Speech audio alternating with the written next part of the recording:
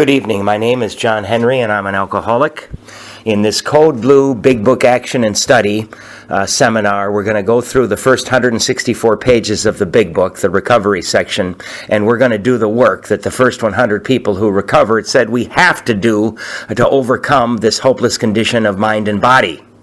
I borrow heavily from the Golden Slippers, from Joe and Charlie, from Clancy, and from all of the giants who have gone before me. Now, I don't claim to be any big book guru or any kind of top 10 spiritualist. I'm just a simple drunk. I was almost dead from the disease. When I finally became willing to do the action in our book, I was able to recover and have a pretty good life. So I'm hoping that there's 2s and 3s and 4s of you listening to this together. You're going to need a big book. I like the large print big book, highlighter and pen. I'm going to try to get some of the paperwork that I've got online. And please bring your willingness. Please bring your willingness and your open mind. And as you're going to see, we open every session with the set-aside prayer so that we may be more open to receiving this information. Thanks for listening. All right, guys, welcome. Couple of things, it occurred to me. I was going to mention this last week, but I forgot. Now, AA does not take any position on outside issues. However, we are meeting on November 8th, which is Election Day. So, and November 8th is the beginning of a 4-step, so it's a critical night to be here. And my Tuesday, I'm at work at 7, I work all day, I go straight to the gym, and then I come straight here. So I got on the Minnesota Secretary of State website, and I ordered an absentee ballot. I got it in 3 days. I had a witness sign it. I did my voting, and I mailed it in, and I'm done. So if you've got a busy Tuesday like me, you can get an absentee ballot, and you do not have to make up an excuse. It doesn't matter. You can do it no matter what. So keep that in mind. I do like to go and actually be there to vote, but I just simply can't do it with my busy Tuesdays. So again, on November 8th, and we are meeting that night. Tonight we're going to talk about. We're going to read Bill's story, and. Last week we talked about the doctor's opinion, and we talked about the problem, right? The problem is a physical allergy that ensures we cannot drink, and the obsession of the mind that ensures that we can't stop drinking, right? So a textbook, which is what we're reading, that's going to follow that up with a good example of somebody who has this problem, and that's Bill Wilson, or Bill W. And the ultimate conclusion is that if you cannot drink without getting drunk, and you cannot keep from drinking, you are absolutely powerless over alcohol, and your life is unmanageable. Now, some of us are getting into these rooms earlier, and if trust me, if your life isn't unmanageable yet, it's going to be, right? So Bill is the classic example of somebody who has the problem, and he learned early on when he went to Akron and talked to Dr. Bob the importance of sharing his story with another alcoholic. He learned that from Dr. Bob and Bill Dotson. Bill saw that they could see their problem through Bill's story, right? One alcoholic will identify with another alcoholic like nobody else. So they're hoping that you're going to see and you're going to identify with Bill, and that you're going to see that Bill can recover from this, and maybe that we can recover as well. Now, some people, and I was one of them, I tried to read this book in the mid-1990s.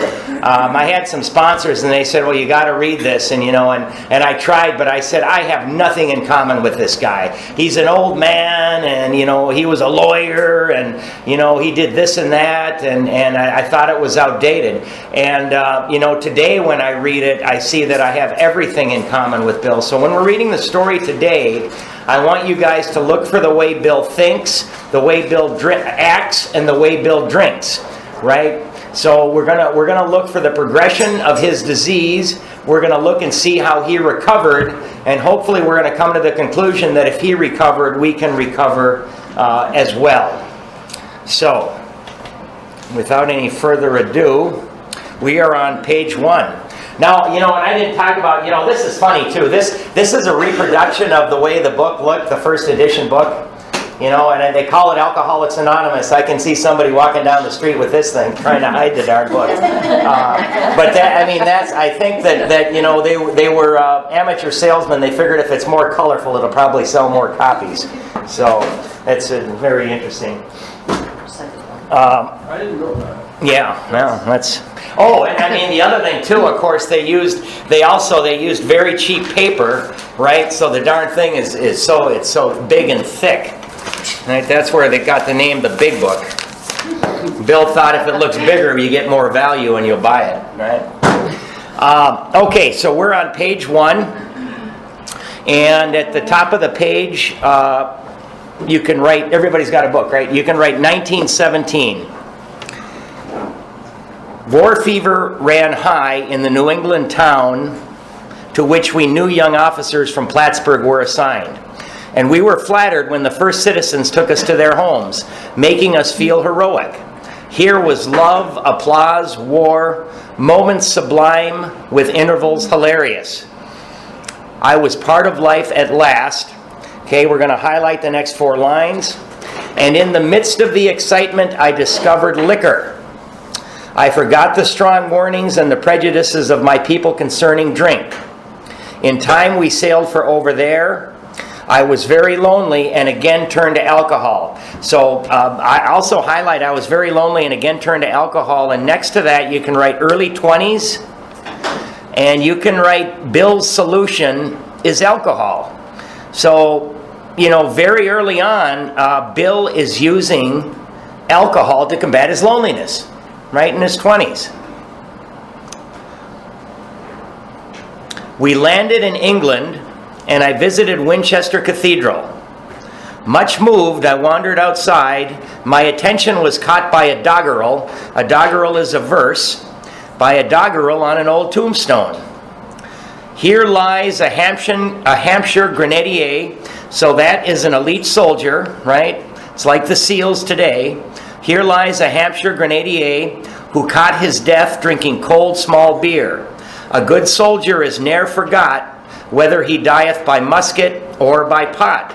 And that's the way they drank beer in England at the time, is they had these big old clay pots that they would fill up with beer and drink them. So next to that doggerel or that verse, you can write Thomas Thatcher, Thatcher,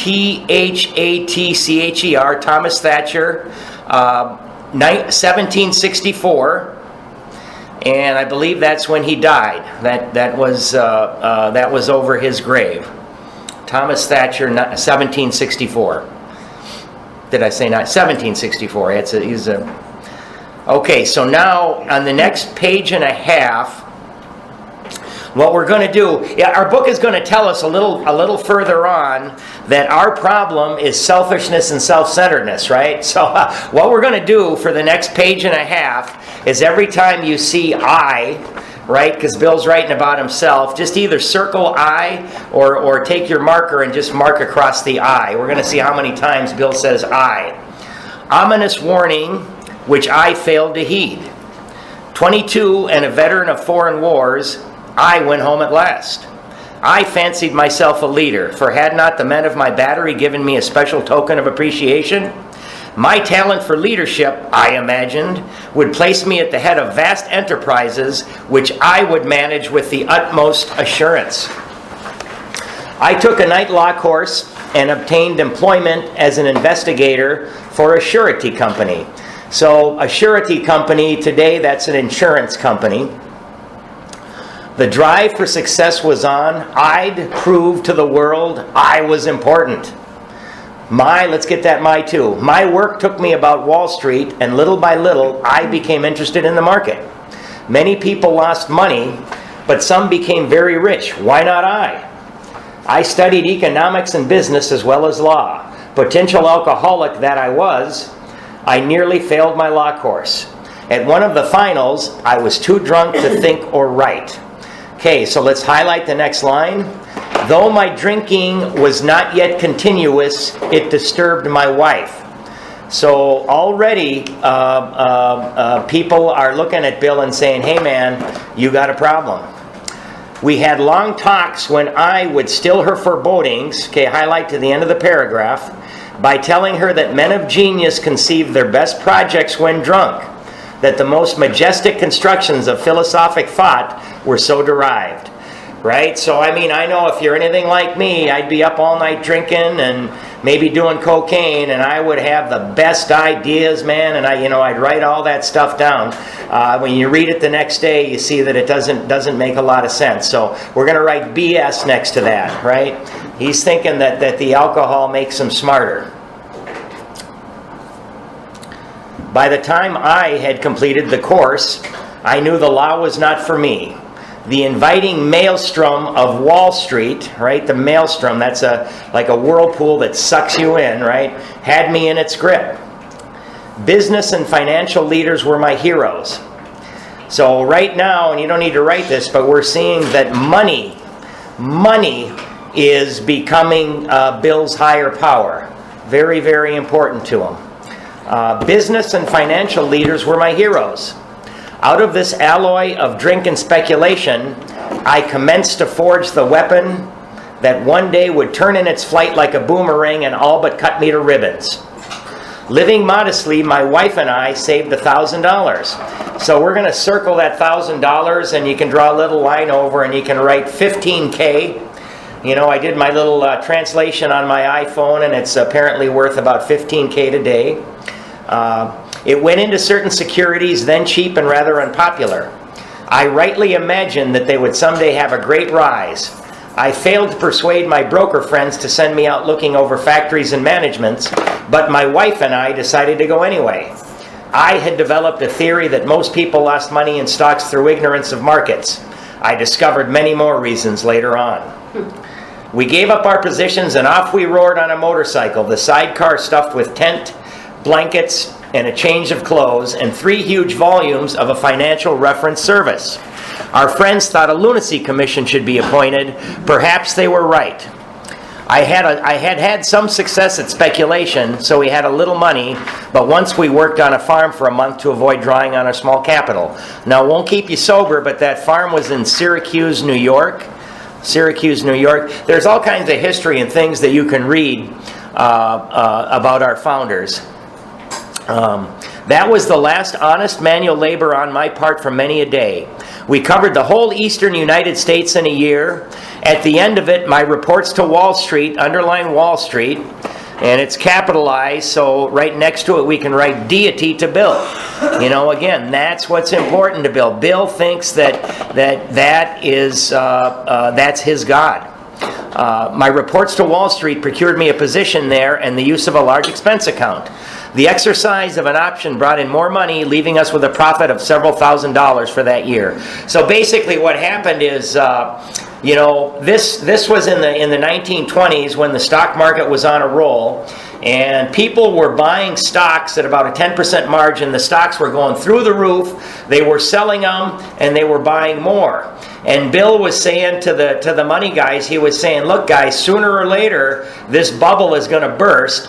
And what we should do, it was all sheer speculation. He said we should be basing our investments on actual knowledge. And he said, if you guys will stake me, I will go up and down the eastern seaboard, and I will write up reports on the 100 largest companies in the U.S. And then when I get back, we can make our decisions on who to invest based on facts and knowledge rather than speculation. And they looked at Bill and they said, you know what, Bill, thanks, but no thanks. We're making money hand over fist. We're not going to stake you to do that. And Bill got pissed off, right? He gets this great idea, and like many of us alcoholics, he says, well, the hell with you. And he went off with Lois, and he did it on his own. Right? And he got back, he wrote up all these reports, and he went to the money men on Wall Street, and he gave them these reports, and the guy said, oh my God, this is fantastic knowledge, right? And they hired Bill, they gave him a big office, and all of a sudden he was doing quite well.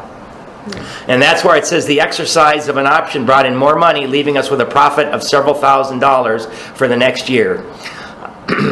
For the next few years, fortune threw money and applause my way. I had arrived, right? So this is what's called external reference, right? That's when we look outside of ourselves to give our life meaning. Right? So, maybe it's a lot of us use our jobs, a lot of us use money, we use houses, we use that certain him or that certain her, external reference. And I mean, for me, I didn't have anything on the inside, so anything to give my life meaning had to come from the outside, right? And, mainly it would be in the form of a girlfriend and money, prestige, maybe a new car, right? But right here, Bill had arrived, man. He's happy. My judgment and ideas were followed by many to the tune of paper millions.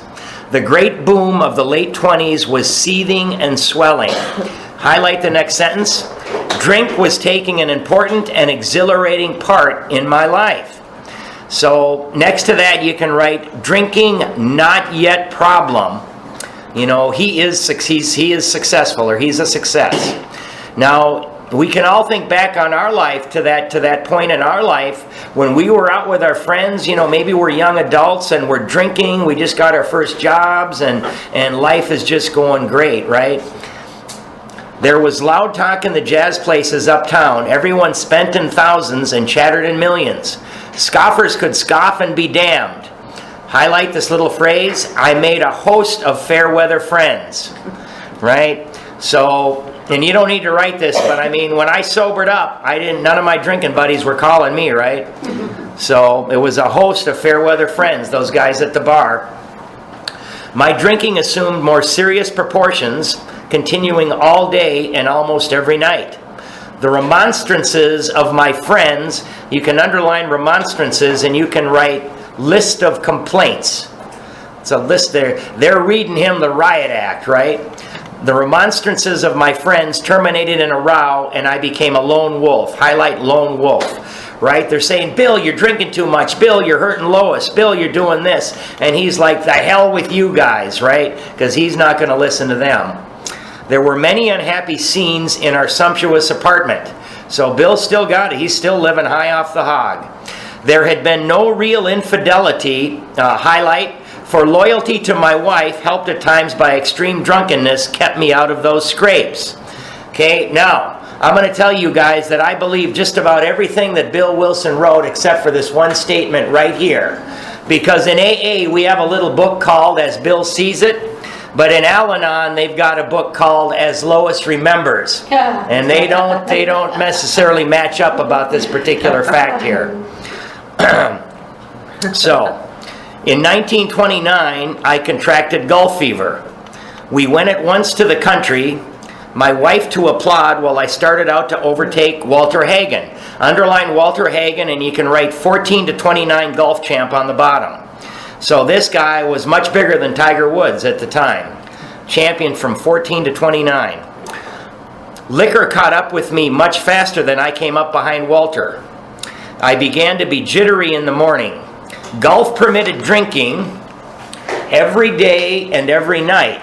It was fun to caroom around the exclusive course which had inspired such awe in me as a lad. So he's out there drinking, making some deals on the golf course. Let's highlight this next little phrase. I acquired the impeccable coat of tan one sees upon the well-to-do.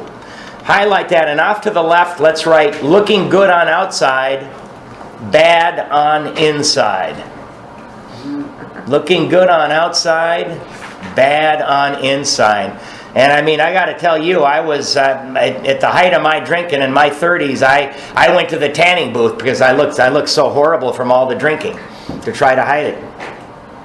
The local banker watched me whirl fat checks in and out of his till with amused skepticism. Abruptly, in October 1929, hell broke loose on the New York Stock Exchange. You can write crash, Black Tuesday next to that first line. That's the crash. That is Black Tuesday. That's what led us into the Great Depression. After one of those days of inferno, I wobbled from a hotel bar to a brokerage office. It was 8 o'clock, 5 hours after the market closed. The ticker still clattered. I was staring at an inch of the tape which bore the inscription XYZ32. It had been 52 that morning. So you can write, obviously drop 20 points. But that's almost half the value of the stock market. So you can imagine everybody's buying stocks at a 10% margin, and it drops 50% in its value. People are ruined, right? I mean, if that happened today, can you imagine? I was finished, and so were many friends. The papers reported men jumping to death from the towers of high finance. Circle high finance. You see that it's capitalized, so somewhere right, money was higher power. Money was higher power. That disgusted me. I would not jump. I went back to the bar. My friends had dropped several million since 10 o'clock. So what? Tomorrow was another day. As I drank, the old fierce determination to win came back. So next to that sentence, you can write liquid courage.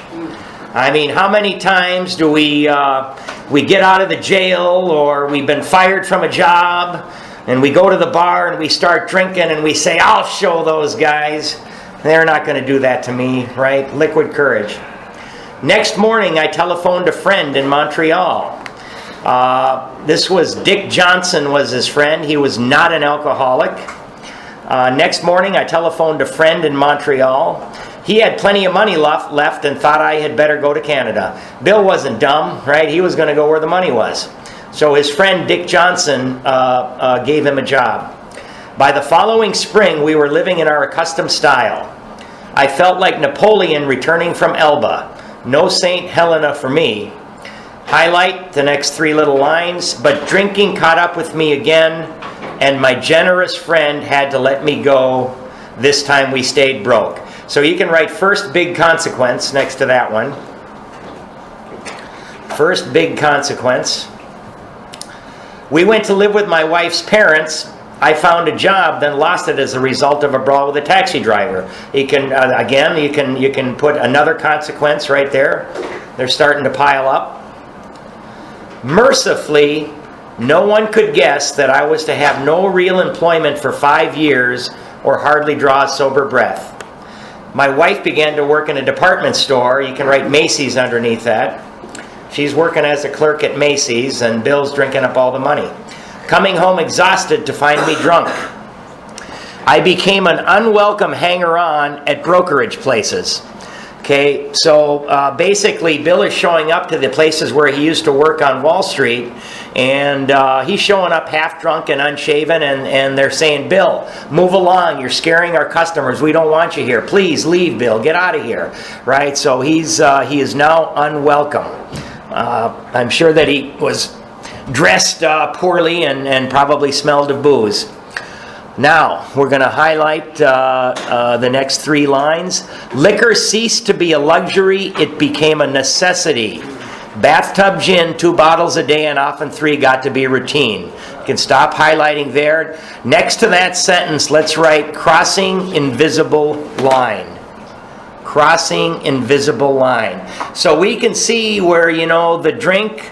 initially, Bill drank and it combated loneliness. He was able to be more loquacious at parties and things. And over time, he now needs to drink just so he doesn't feel sick. And a bathtub gin, obviously, that's when they made the booze in the bathtub. That was during Prohibition. You can write Prohibition 20 to 32. I think it was 20 to 32. Where you could not buy booze legally without a prescription from a doctor. Sometimes a small deal would net a few $100s. I would pay my bills at the bar. Underline bills at the bar. Now, I was a drug addict as well as a blackout alcoholic, so my sponsor had me write pay dope man first, right? Because everybody anybody I owed money for that I got booze or drugs for, when I got money, they got paid first, right? So Bill's paying the bills at the bars and delicatessens. Now we're going to highlight to the end of the paragraph here.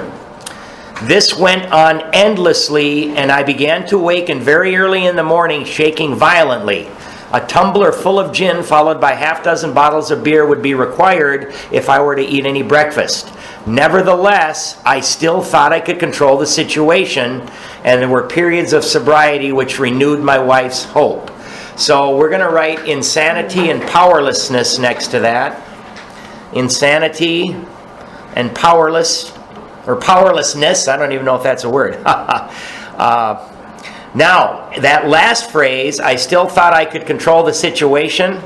We're going to write next to that one, we're going to write self-will won't keep us sober. Self-will won't keep us sober. I mean, he kept, Lois, this time this is for real. I'm not going to drink anymore, right? Bill thought he had really, really strong willpower, and he did. But it did not help him vis-a-vis the alcohol. Gradually, things got worse. The house was taken over by the mortgage holder. You can write consequence next to that. You can underline it. Consequence. My mother-in-law died. My wife and father-in-law became ill. Then I got a promising business opportunity. Stocks were at the low point of 1932, and I had somehow formed a group to buy. I was to share generously in the profits. Okay, highlight the next sentence. Then I went on a prodigious bender, and that chance vanished. So let's write in the margin there, write drinking away opportunities. Drinking away opportunities. You know, and I want everybody, I mean, you know, we're looking for the similarities. So, you know, let's go back through our lives and let's see where some of these things that happened to Bill happened to us.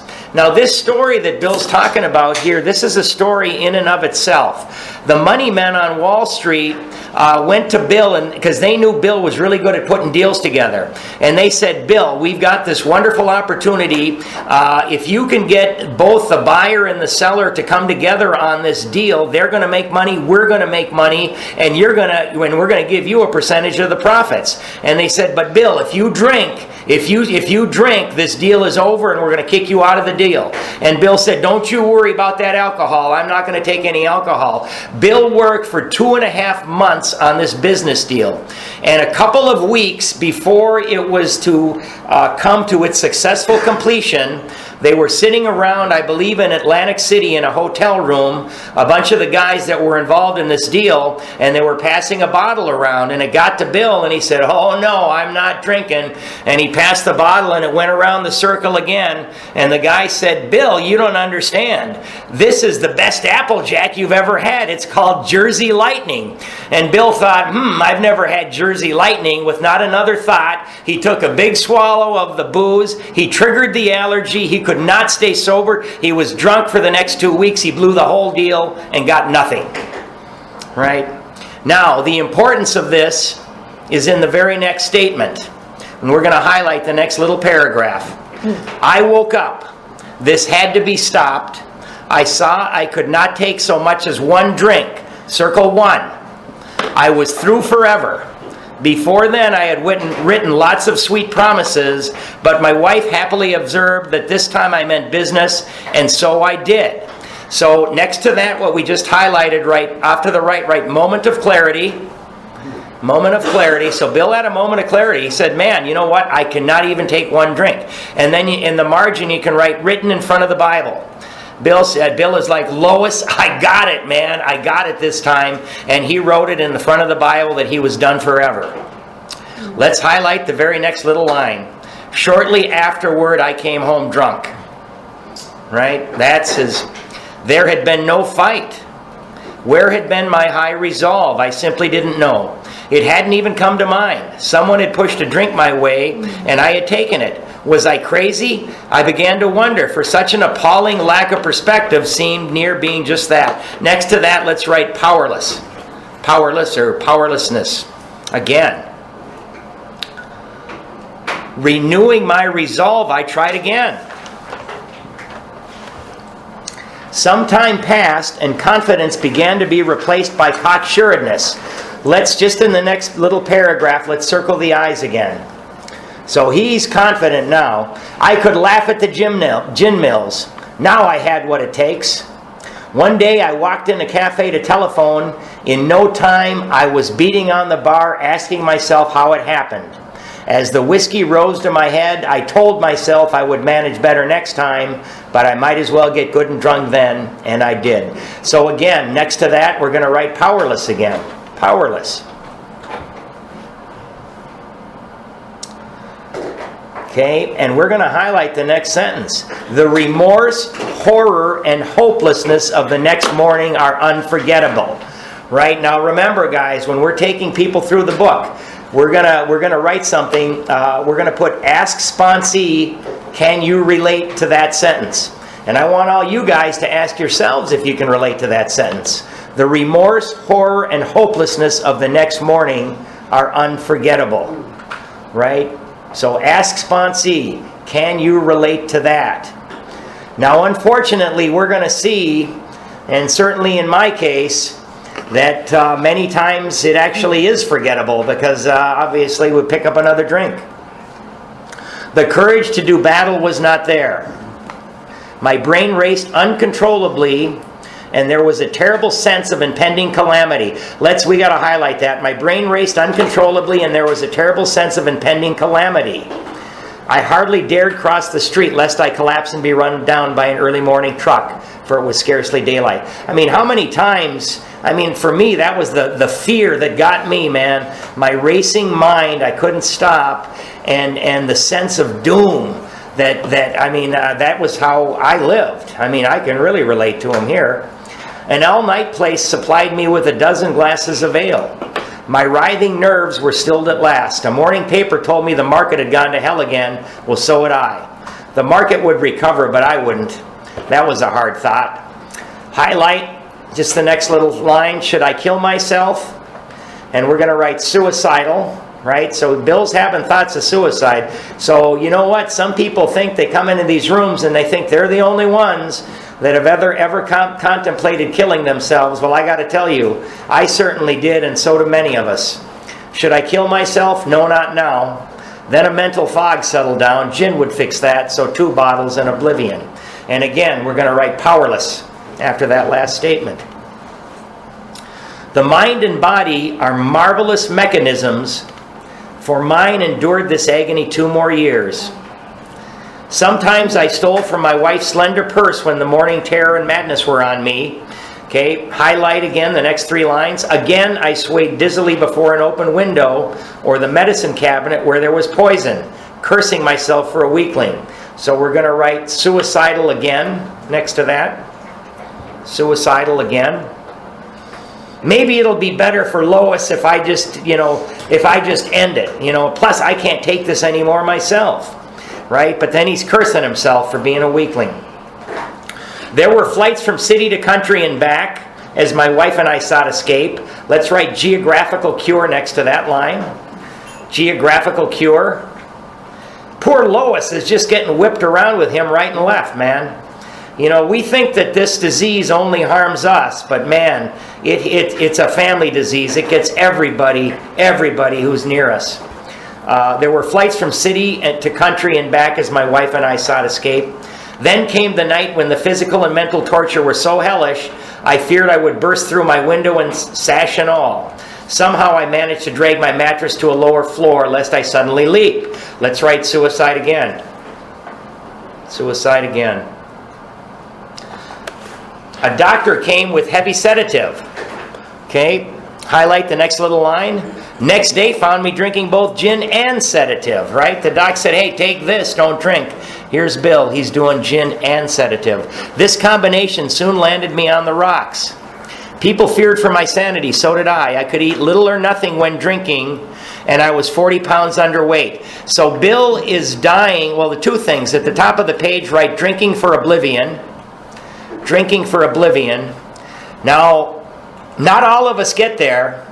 But I'll tell you what, I was there for a little while, and the only problem about drinking for oblivion is you wake up, right? You wake up.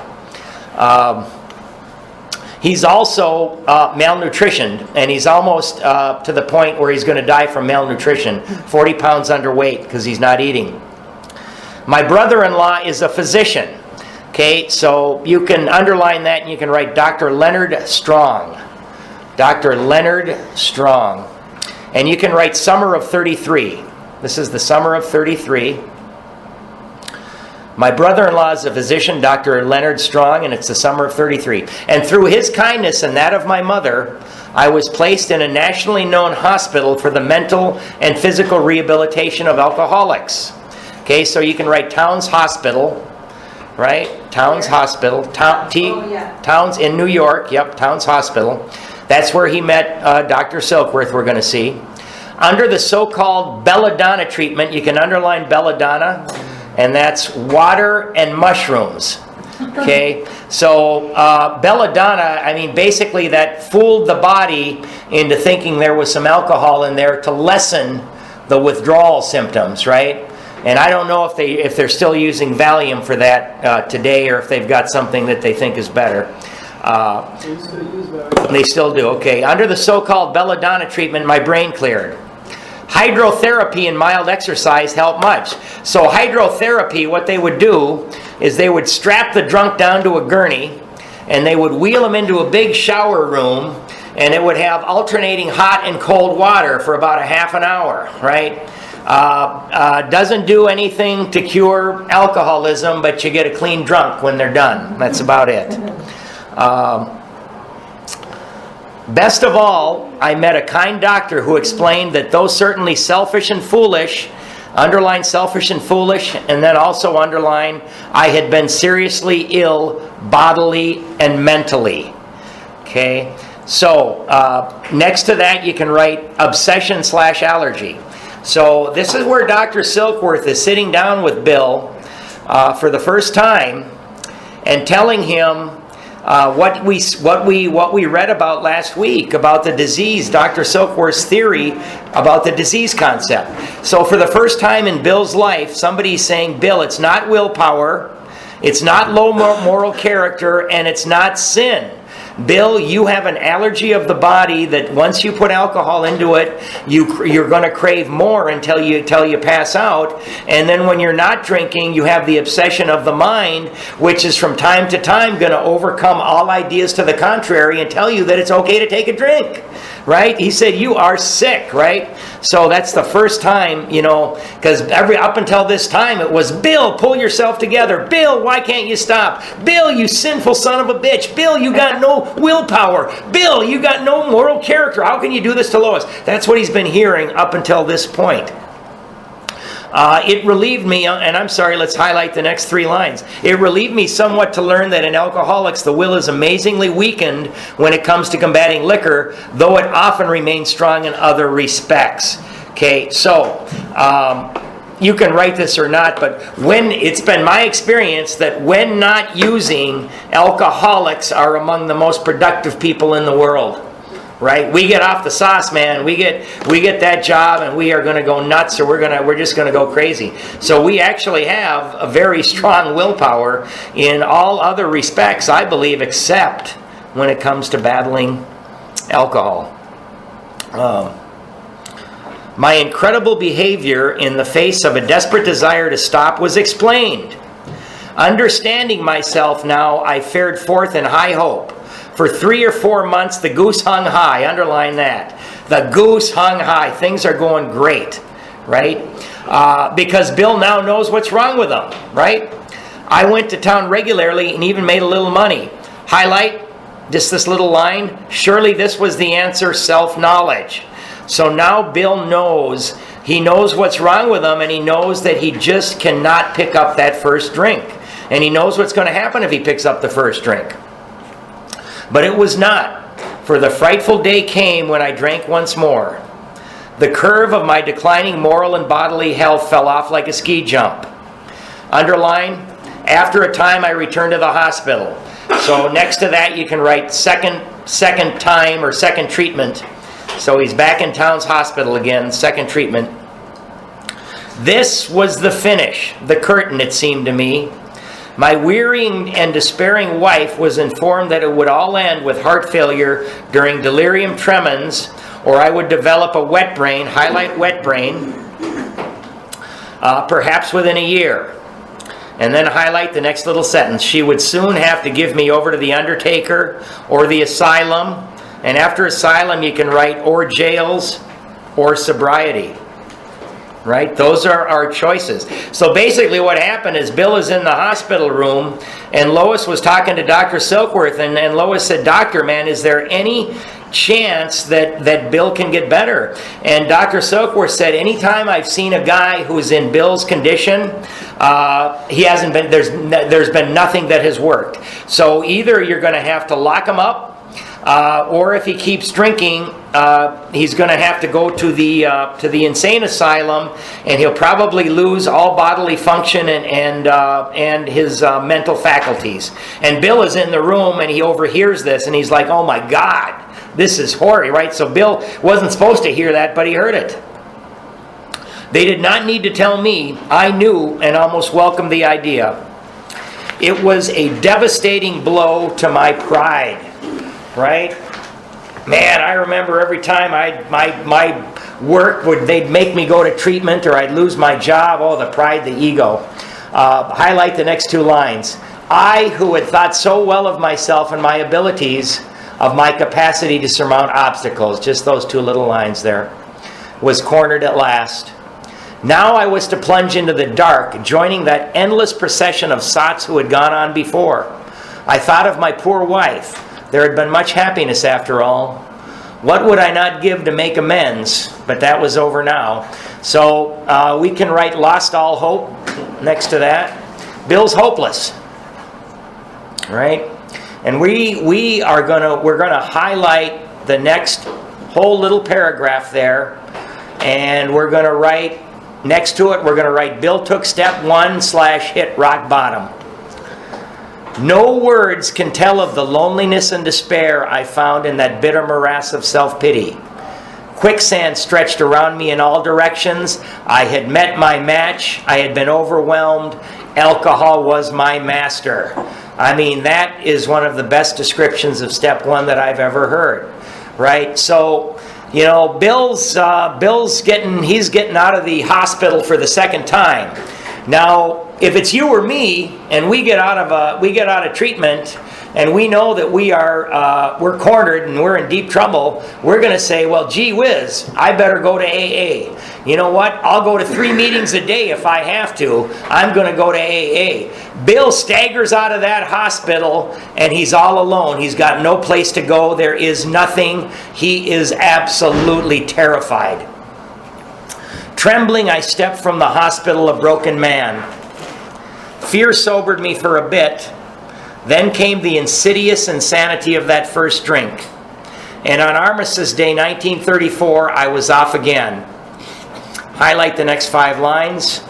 Everyone became resigned to the certainty that I would have to be shut up somewhere or would stumble along to a miserable end.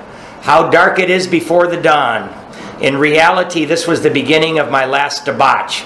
So you can write, I think November 11th or thereabouts, and it's the beginning of the end of Bill's drinking. Right around November 11th. I was soon to be catapulted into what I like to call the 4th dimension of existence. I was to know happiness, peace, and usefulness in a way of life that is incredibly more wonderful as time passes. Put a bracket next to what we just read and write promise of hope.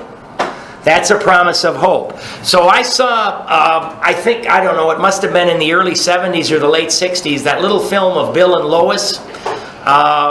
And Bill said that when he went out and 12-step people, that what he would do is he would give them hopelessness in one hand. You know, you're going to die, this is a deadly disease. Hopelessness in one hand, and then all of a sudden hope in the other. And that's what he's doing right here. Everybody's resigned to the certainty that I'm going to be dead. And now all of a sudden he gives us that wonderful promise of hope.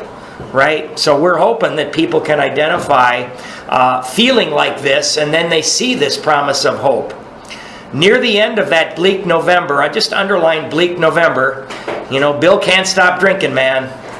I sat in my kitchen, drinking in my kitchen. With a certain satisfaction, I reflected there was enough gin concealed about the house to carry me through that night and the next day. My wife was at work.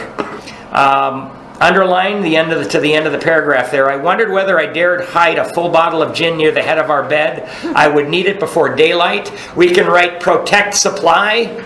right? So Bill's protecting. He's got Booze Hill all over the place, man, because he knows he's going to need it or the DTs are going to set in. So that's protecting our supply, and we'll do that with alcohol. We'll do it with drugs. We'll do it with anything. So he triggered the allergy, and he can't stop drinking. My musing was interrupted by the telephone. The cheery voice of an old school friend asked if he might come over. Okay, so we're going to write Ebby Thatcher at the bottom of the page. Ebby Thatcher / Oxford Group. Ebby? Ebby, yep. Ebby. Yep, and that is a coincidence because that old tombstone was Thomas Thatcher. This is Ebby Thatcher. They are not related. The cheery voice of an old school friend asked if he might come over. Circle that anytime you see the italics. He was sober. Okay? It was years since I could remember his coming to New York in that condition. I was amazed. So, Bill, this Ebby Thatcher was Bill's drinking buddy throughout college and early adulthood. And Bill would always say, if I ever get as bad as Ebby Thatcher, I'll quit drinking. Right? Now, all of a sudden, Ebby Thatcher shows up to Bill's house, and this guy is sober. I had a guy when I was in college, his name was Grog. And I always said, if I ever get as bad as Grog, I'll quit drinking. And I'm sure there were many people that said, if I ever get as bad as John Henry, I'll quit drinking too, right? It was years since I could remember his coming to New York in that condition. I was amazed. Rumor had it that he had been committed for alcoholic insanity. I wondered how he had escaped. Of course, he would have dinner, and then I could drink openly with him. Let's highlight the next 4 lines. Unmindful of his welfare, I thought only of recapturing the spirit of other days. There was that time we had chartered an airplane to complete a JAG. Just that, and let's write total selfishness. So here, Bill he doesn't care that Ebby's sober. He wants Ebby to sit down and drink with him because he's lonely, he's bummed out. Now, Bill had heard that Ebby Thatcher was going to be committed for alcoholic insanity. Ebby's father was the mayor of Albany, New York, and Ebby was getting into all kinds of bad trouble in Albany. And Ebby's dad said, you go on out to our summer place in Vermont and sober the hell up.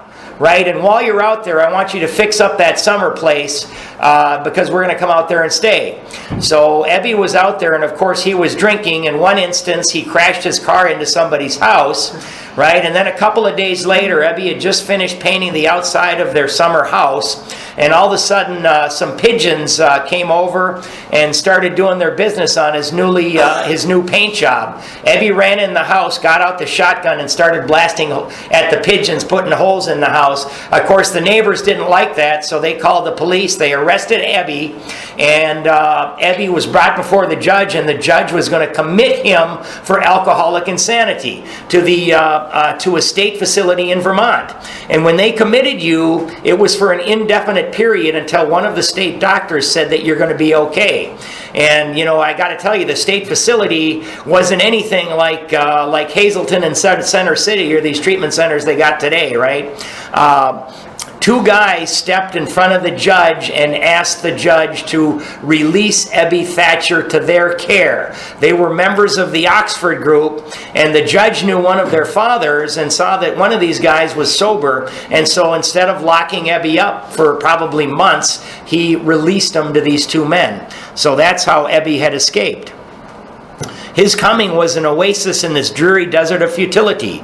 The very thing, an oasis. Drinkers are like that. The door opened and he stood there, fresh-skinned and glowing. Underline the next sentence. There was something about his eyes. Just that sentence. And we're going to write next to that, psychic change in Ebby. Psychic change in Ebby. And I've seen people in these rooms. You can see that, man. It's always in early sobriety. You can see that look in people's eyes. He was inexplicably different. What had happened? I pushed a drink across the table. He refused it. Disappointed but curious, I wondered what had gotten into the fellow. He wasn't himself. Come, what's this all about? I queried. He looked straight at me simply but smilingly. He said, underline, I've got religion. Okay, so after that you can write Oxford Group. So, Bill doesn't like this at all, and neither do most of us. I was aghast. So that was it. Last summer, an alcoholic crackpot. Now I suspected a little cracked about religion. He had that starry-eyed look. Yes, the old boy was on fire all right, but bless his heart, let him rant. Besides, my gin would last longer than his preaching. More selfishness on Bill's part. But he did no ranting. In a matter-of-fact way, he told how two men appeared in court persuading the judge to suspend his commitment. So off to the right, you can write Roland Hazard, Hazard, and Cebra Graves, Cebra Graves, Graves. And they were from the Oxford group, right? What's the second one? Could you say those again? What's the second? Roland Hazard and Cebra Graves. Zebra. Yep, Cebragraves, and they're members of the Oxford group. They had told of a simple religious idea. Circle that and write step 2. Step 2. Okay? And a practical program of action. Underline that and write 3 through 12. 3 through 12. That was 2 months ago, and the result was self-evident. It worked. So highlight that too. That was 2 months ago, and the result was self-evident, and it worked. Right? So, Ebby's sober 2 months, and he's at the Calvary Mission, and the Oxford group were people that were practicing first century Christianity. And one of their tenets was, you go out and help other people. And so they told Ebby, they said, if you know anybody, you got to go try to help these people. And he thought, well, I hear that old mooch. He thought of that old mooch, Bill Wilson, who was mooching off his wife. And he said, I think I'll go over there and talk to Bill. Right? So don't let anybody tell you that you got to have a year of sobriety before you can go out and help somebody. That simply isn't the case. If people believe that, we wouldn't be sitting here right now. He had come to pass his experience along to me. Before you turn the page, write service work, helping people. That's service work, helping people. He had come to pass his experience along to me if I cared to have it. Right? So we're not going to shove anything down people's throats. Right? If I cared to have it. I was shocked but interested. Certainly I was interested. I had to be. Highlight the next 4 words. For I was hopeless. And you can just put your step 1 next to that. So Bill is hopeless. But he still does not like this at all. He talked for hours. Childhood memories rose before me. I could almost hear the sound of the preacher's voice as I sat on still Sundays way over there on the hillside. There was that proffered temperance pledge I never signed. My grandfather's good-natured contempt of some church folk and their doings. Highlight the next 3 lines. His insistence that the spheres really had their music, but his denial of the preacher's right to tell him how he must listen. His fearlessness as he spoke of these things. You can circle denial and write only denial in book. Now, Bill was raised by his grandfather, and his grandfather was very contemptuous of religion and of ministers, and Bill inherited that from his grandfather. So he didn't like what Ebby was talking about at all. Did not like it at all. As he spoke of these things just before he died, these recollections welled up from the past. They made me swallow hard. That wartime day in old Winchester Cathedral came back again. Okay, so highlight the next sentence. I had always believed in a power greater than myself. Circle power. Okay, highlighted, that's a deity. I had often pondered these things. I was not an atheist. Few people really are, for that means blind faith in the strange proposition that this universe originated in a cipher and aimlessly rushes nowhere. Right? There's no meaning in anything. My intellectual heroes, the chemists, the astronomers, even the evolutionists, suggested vast laws and forces at work. Despite contrary indications, I had little doubt that a mighty purpose and rhythm underlay all. Okay, highlight the next 3 lines. How could there be so much of precise and immutable law? That means it cannot be changed.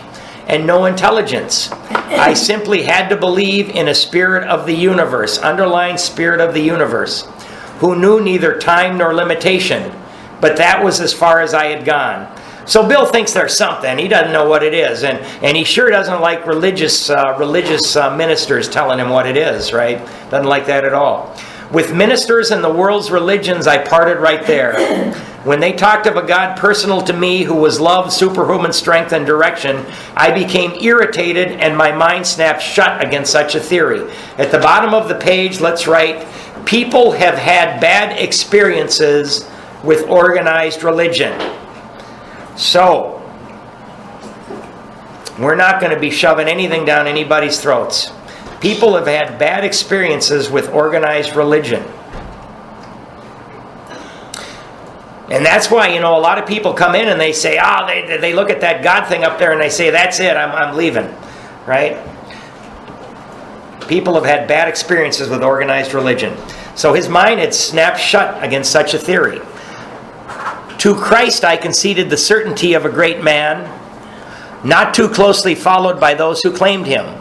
His moral teaching most excellent.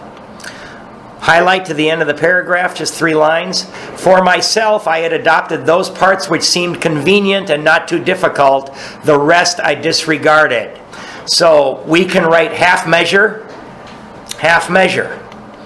And I can certainly relate to Bill Wilson here.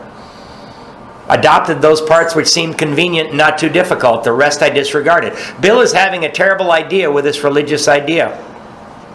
The wars which had been fought, the burnings and chicanery that religious dispute had facilitated made me sick. I honestly doubted whether, on balance, the religions of mankind had done any good. Judging from what I had seen in Europe and since, and that's since he was over there in World War I, right? The power of God in human affairs was negligible, right? We're going to highlight a few synonyms for God here. The brotherhood of man. Highlight that, a grim jest. If there was a devil, capitalized circle devil, he seemed the boss universal, and he certainly had me. So Bill's just having a hard time here. But my friend sat before me, and he made the point-blank declaration, highlight the next 2 lines, that God had done for him what he could not do for himself. His human will had failed. So highlight that, and next to it write beyond human aid. Ebby was beyond human aid right there. And Bill is having a real hard time for this, but his eyes, he is seeing Ebby Thatcher sober for the first time since he ever knew him, and he is thinking to himself, my God, how can I disbelieve what I'm seeing with my own eyes? I sure don't like this religious crap that he's talking about, though. Doctors had pronounced him incurable. Society was about to lock him up. Like myself, highlight the next 5 words, he had admitted complete defeat. And again, we're going to put step 1. Bill's hammering us with step 1. Then he had, in effect, been raised from the dead, suddenly taken from the scrap heap to a level of life better than the best he had ever known. Next to that, write promise. You can write that's another promise. And then we're going to go ahead and highlight the next 3 lines. Had this power originated in him? Obviously it had not. There had been no more power in him than there was in me at that minute, and that was none at all. Right? So next to that, you can write identification with Ebby. So he's identifying. My God, Ebby, there's no way that Ebby was ever able to stop drinking, and there's no way I was ever able to stop. Something's going on here, and Bill's not sure what it is. That floored me. It began to look as though religious people were right after all. Here was something at work in a human heart which had done the impossible. Highlight the next line. My ideas about miracles were drastically revised right then. Next to that, we're going to write change in thinking. Change in thinking. And, whether Bill likes it or not, Ebby Thatcher is living proof of this power, right? So Bill's seeing it. Never mind the musty past. Here sat a miracle directly across the kitchen table. He shouted great tidings. I saw that my friend was much more than inwardly reorganized. Highlight the next 2 lines. He was on a different soil. His roots grasped a new soil. And again, we're going to write psychic change. That's the psychic change that Dr. Silkworth talks about. And at the top of the page, we can write 27 different synonyms for God in the book. Bill uses a lot of different words for God. Just write 27 different whatever your abbreviation for God in the book. And whenever he does it, he capitalizes it. Like High Finance, and Wall Street, and Boss Universal. He'll always capitalize it. Despite the living example of my friend, there remained in me the vestiges, underline vestiges, draw a little line up and write old ideas. Old ideas. Because pretty soon they're going to be asking us to cast some of our old ideas aside. For me, just about everything that I knew was true, I discovered was not. Vestiges of my old prejudice. The word God still aroused a certain antipathy. When the thought was expressed that there might be a God personal to me, this feeling intensified. I didn't like the idea. Highlight the next 3 lines. So Bill's getting pissed. I could go for such conceptions as creative intelligence, universal mind, or spirit of nature, but I resisted the thought of a czar of the heavens. Right? However loving his sway might be. I have since talked with scores of men who felt the same way. So Bill is, Ebby's talking to him, and Bill is saying, you know what, man, there's got to be a harder way to do this thing. That's what Bill's thinking. My friend suggested what then seemed a novel idea. He said, now we got the italics right there, why don't you choose your own conception of God? After that, we're going to write God as I understand him. So I can imagine that these guys Bill is 2/3 drunk, right? When Ebby showed up, Ebby is on fire. Ebby is talking about religion with highly religious terms, and they're arguing back and forth. And I think finally Ebby got tired, and he said, "Bill, why don't you choose your own conception of God?" Right? And all of a sudden, that got through to Bill, right? That statement hit me hard. It melted the icy intellectual mountain in whose shadows I had lived and shivered many years. I stood in the sunlight at last. So, Bill is used to people talking about religion, and those people are saying there is a narrow pathway you have to act and believe for you to get in heaven. And if you don't go down this narrow road, you're going to hell, right? So they used to tell Bill how to believe, but now it's changed to a spiritual message. We don't care how you believe. All we're asking, are you simply willing to believe that there might be something? So now all of a sudden this message has become spiritual and not religious.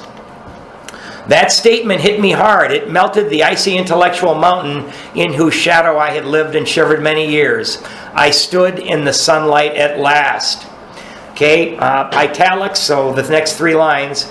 It was only a matter of being willing, underline willing, to believe in a power greater than myself.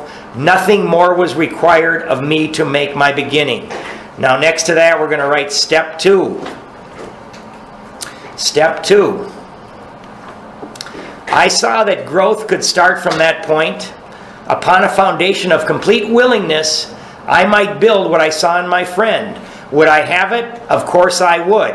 So after of course I would, write Bill took step 2 here. Right?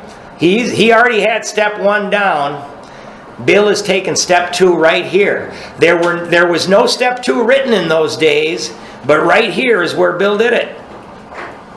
Thus I was convinced that God is concerned with us humans when we want him enough. Right? So that I discovered that I had to seek. And if I would seek, I would get results.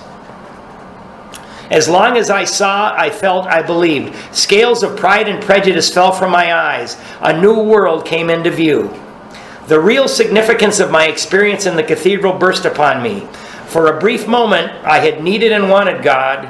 There had been a humbling willingness, underline willingness, to have him with me, and he came. But soon the sense of his presence, underline, the sense of his presence had been blotted out by worldly clamors, mostly those within myself. So above that, let's write, be still and listen. Be still and listen. So, basically, the world is telling me, it's like, John, you go get a good education, you go out and get a good job, you go out and buy a big house, maybe get married, have kids, and you're going to be happy, right? That's what the world is telling me to do, right?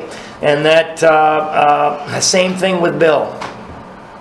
Mostly those within myself, and so it had been ever since, how blind I had been.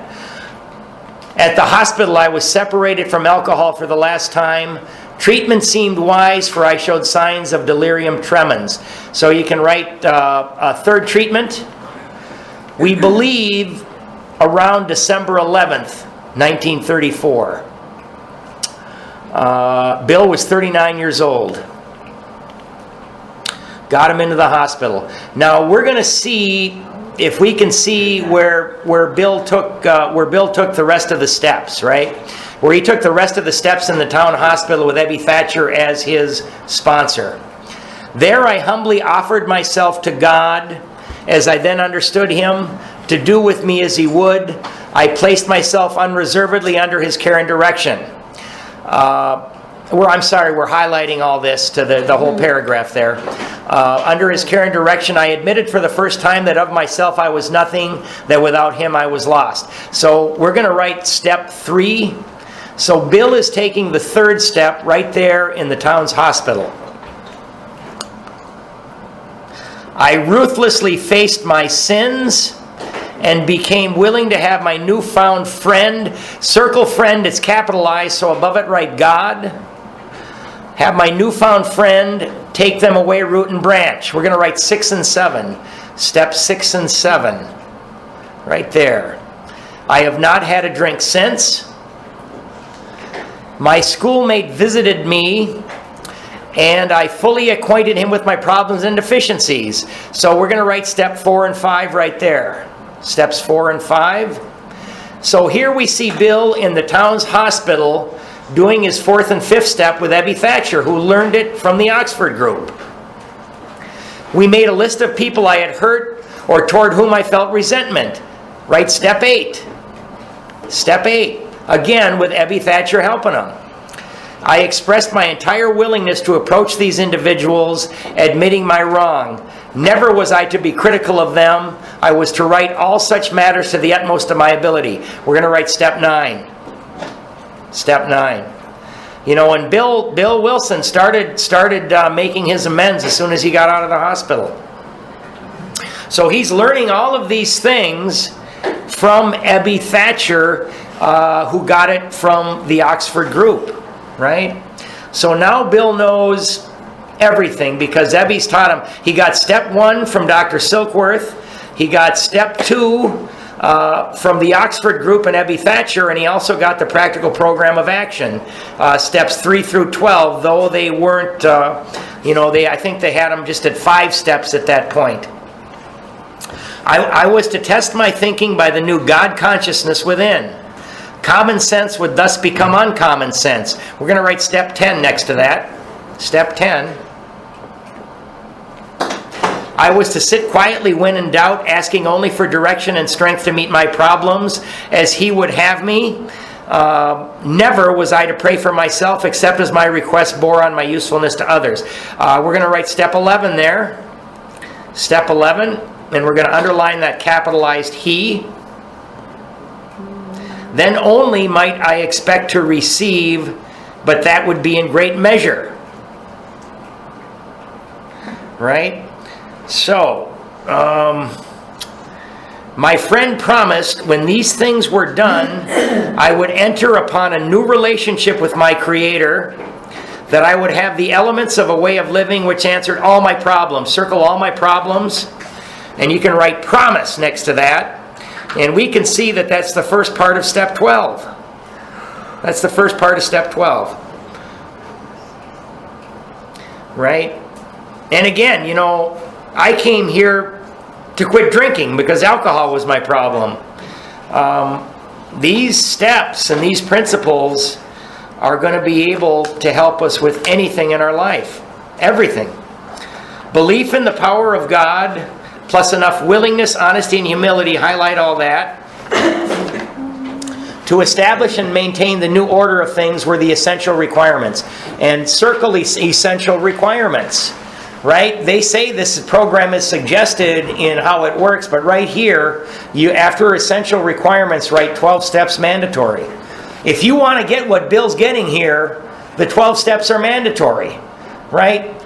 90 meetings in 90 days might support us, and help keep us sober, but we're not going to have these things happen to us like Bill is unless we do these actions. Highlight the next 4 lines, simple but not easy, right? That's referring to this program. It is so simple, but it isn't easy. There's some stuff we got to do. A price had to be paid.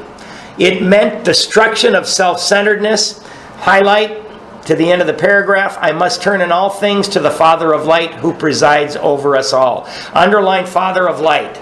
So, right here, Bill is telling us that we're going to have to give up the 2 things that are most near and dear to us in our whole life. We're going to have to give up our booze, and we're going to have to give up our self-centeredness. Right? The 2 things that we've been living on our whole life. Right? So, who presides over us all. After that, right? Learn how to become selfless. We're going to learn how to become selfless. That's something that we're going to learn. What are the 2 things to give up? Give up our booze and our self-centeredness. Your boons? Booze. Booze. Oh, okay. Alcohol, yep. Those are the 2 things that have been most important to us our whole lives. So, I'm sure I'm going to say this somewhere further on, so you don't need to write it, but we here in Alcoholics Anonymous, we act ourselves into better thinking. Any other therapy in the entire world is going to ask us to change our thinking and then our behavior afterwards. Here in AA, right, we go to these meetings. Our feet take us to these meetings. We do the actions of these steps. So we do the actions first, and then our thinking changes after that. We're backwards people, right? Actions first, and then our thinking later. We cannot think ourselves out of this disease. We cannot think ourselves into better living. We've got to act ourselves into better living. Backwards people. I didn't understand that. These were revolutionary and drastic proposals, but the moment I fully accepted them, highlight, I fully accepted them and write surrendered.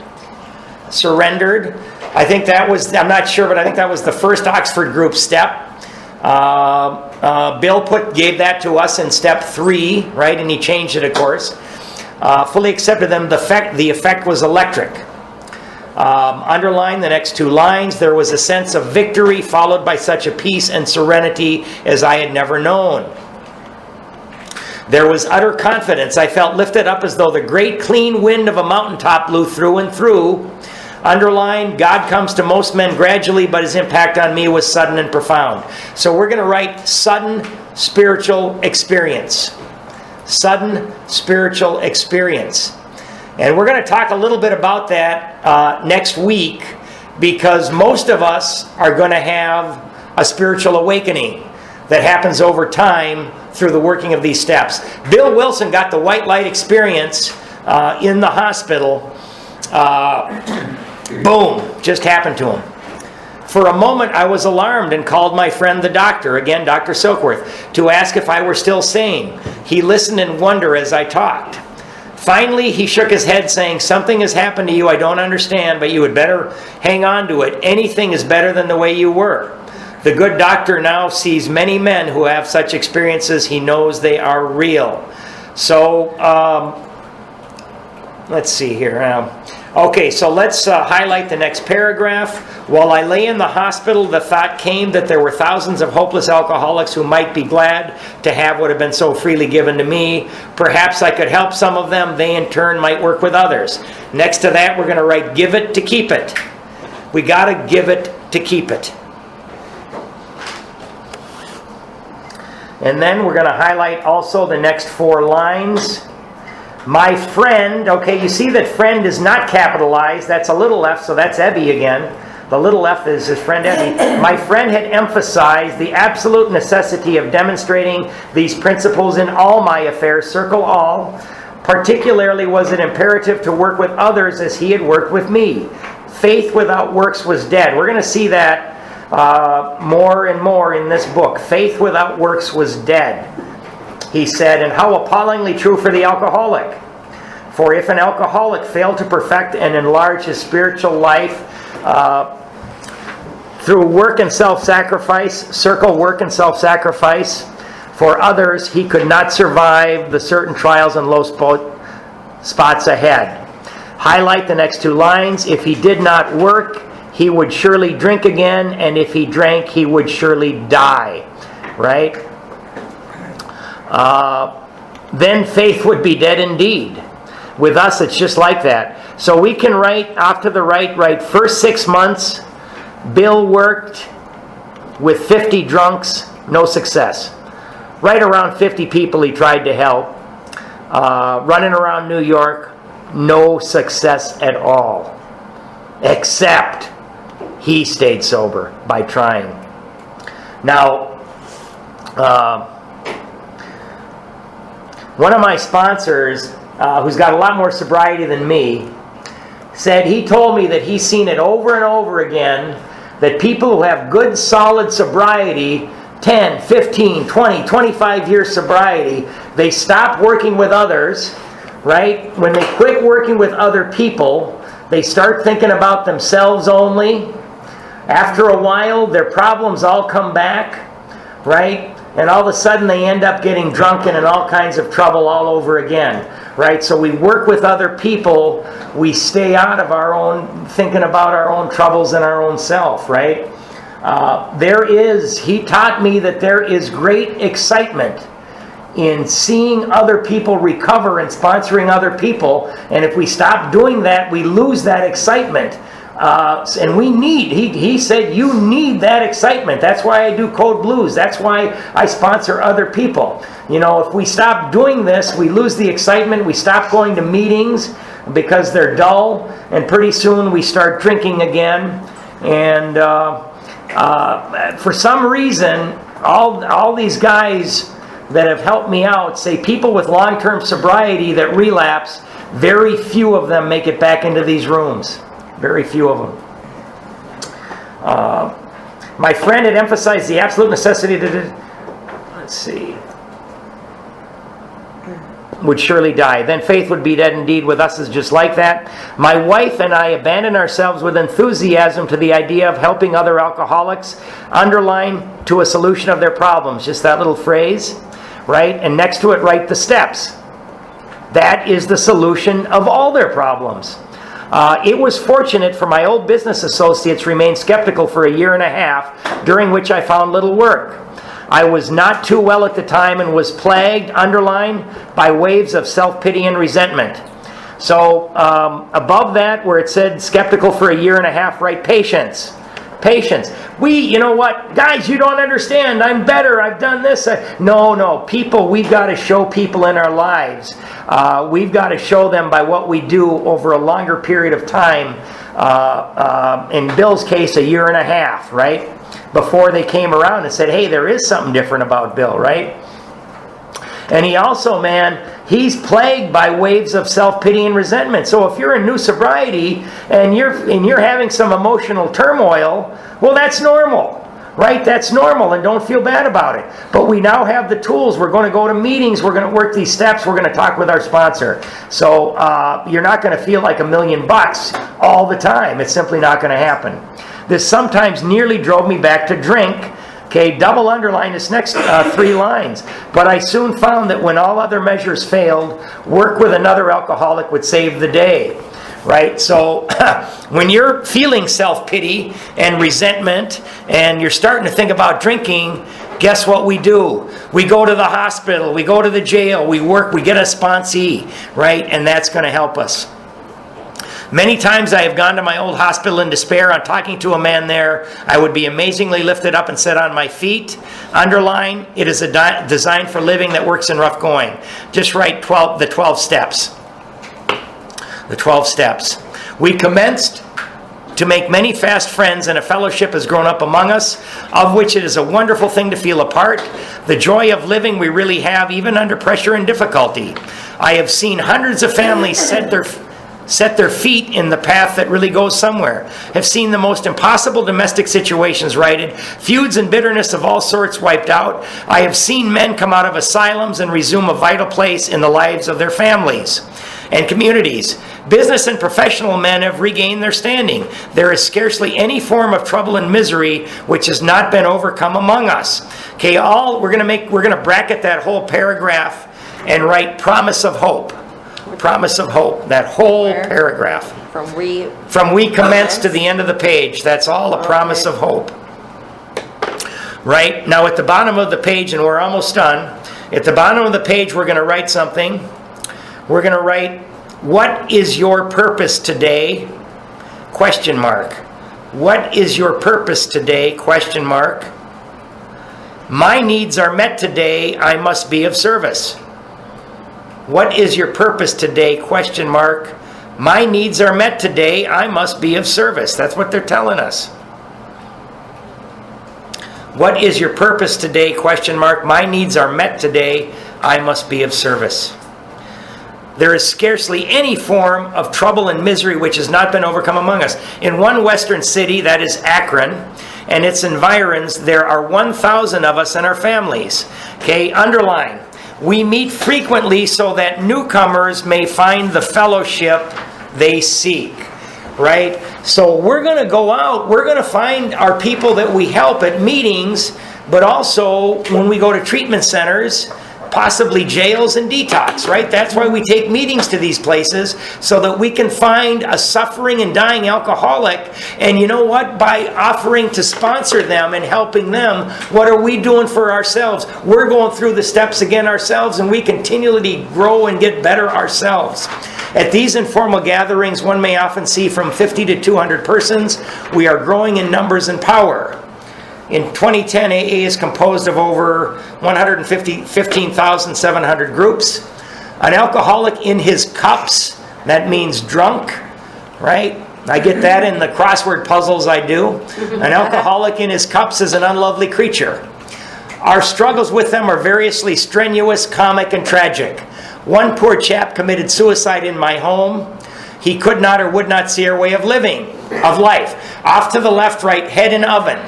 Lois and Bill got back, and it was the old gas oven. They found him with his behind sticking out. There is, however, a vast amount of fun about it all. I suppose some would be shocked at our seeming worldliness and levity, but just underneath there is deadly earnestness. Underline the next sentence. Faith has to work 24 hours a day in and through us, or we perish. Most of us feel we need look no further for utopia. You can write perfect place next to utopia. I can't remember what it was. Bill used some biblical reference there, and I think a Catholic priest asked him to take it out, so he put utopian instead. We have it with us right here and now. Each day, my friend, simple talk in our kitchen multiplies itself in a widening circle of peace on earth and goodwill to men. Okay, so we're going to write just a little bit of stuff here. So let's write end of week 3, right? And then write ask your sponsee, right? Because we've always got to ask our sponsee things. Ask your sponsee, do you want to go on? You know, hopefully the sponsee is going to say yes. We're going to find out later that, you know, sometimes if people aren't willing to do the work, that we've got to cut them loose and find somebody else who is. So ask your sponsee, do you want to go on? And then you can write, Bill W., co-founder of AA, died January 24th, 1971, 36 years sober, 75 years old. 75 years old. And we can write, we have been 12-stepped by Bill W. That is the whole idea of his story, is that we have been 12-stepped. I think I just got something to read here real quick, and we'll close with the third step prayer. So basically what they did, right, they're sending this book to an alcoholic out in California. So they've got the doctor's opinion, which tells what the problem is. They've got Bill's story, so the alcoholic is able to identify with another alcoholic and see himself in Bill's story. He's going to see Bill go from fun drinking to eventually drinking because of absolute necessity, and then to the sickest of all, drinking for oblivion. Then he's going to see Bill recover from that condition, right? So if we're like Bill, by God, if Bill can do it, that is recover, maybe I can do it too, right? So this is the beginning of belief. It's the beginning of hope. And it's no mistake that the very next chapter is there is a solution. So let's go, and we're going to end with the third step prayer.